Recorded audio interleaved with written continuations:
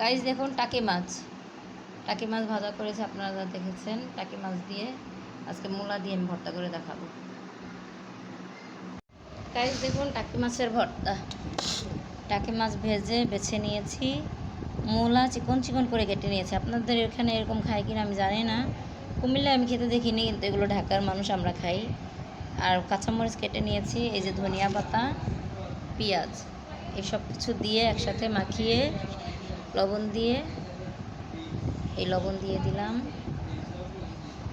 এখন পেঁয়াজ নিয়ে নিলাম,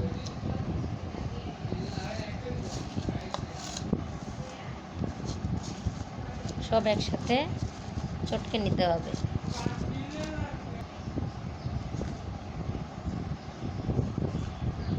গায়ে ধনিয়া পাতা নিয়ে নিলাম।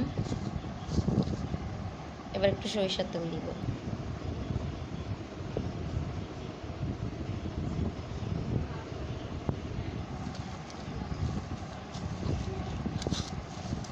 সুন্দর করে মাখিয়ে নিচ্ছি। টাকি মাছ ভেজে আপনারা অনেকে আছে যারা টাকি মাছ খায় না, তাদের জন্য আসলে এই ভর্তাটা খুব সুস্বাদু।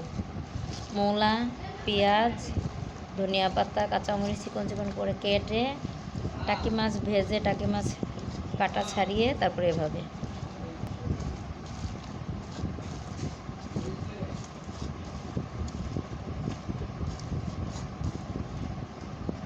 গাইস দেখুন হয়ে গেল আমার কি সুন্দর সুস্বাদু টাকি মাছের ভর্তা, টাকি মাছ মূলার ভর্তা। আল্লাহ হাফেজ।